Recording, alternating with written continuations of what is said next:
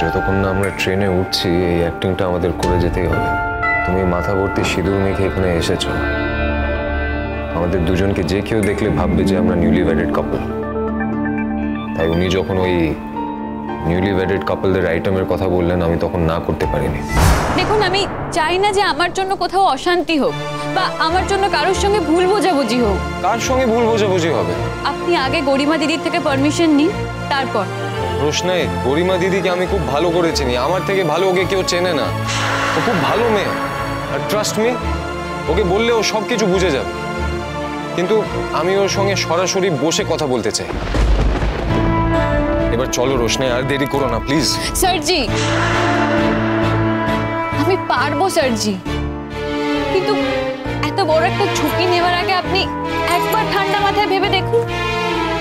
তোমার ভাবা উচিত রোশনাই, নিজের ভবিষ্যতের জন্য ভাবা উচিত। তোমার ওখানে ভালো না লাগলে তুমি ফিরে এসো না, আমি তো তোমাকে আটকাচ্ছি না, কিন্তু আমি তোমাকে এভাবে ছেড়ে যেতে পারবো না রোশনাই, প্লিজ। আজকে আমার বাড়ির মেয়ের সাথে যদি এরকম কিছু একটা হতো তাহলে আমি কি করতাম? আমি নিজেকে সেখানে দাঁড় করিয়ে তোমাকে এই কথাগুলো বলছি। এবার প্লিজ রোশনাই চলো, আর দেরি করো না। স্যারজি,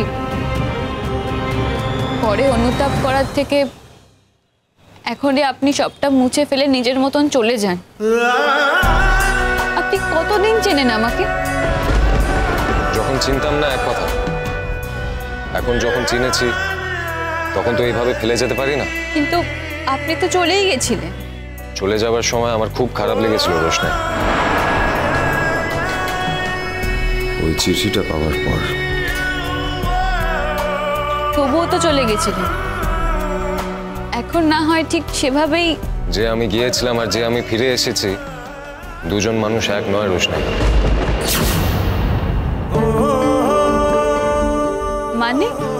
মানে তোমাকে কোনো একদিন পরে বুঝে বলবো, এখন আর দেরি করা যাবে না। চলো রোশনাই,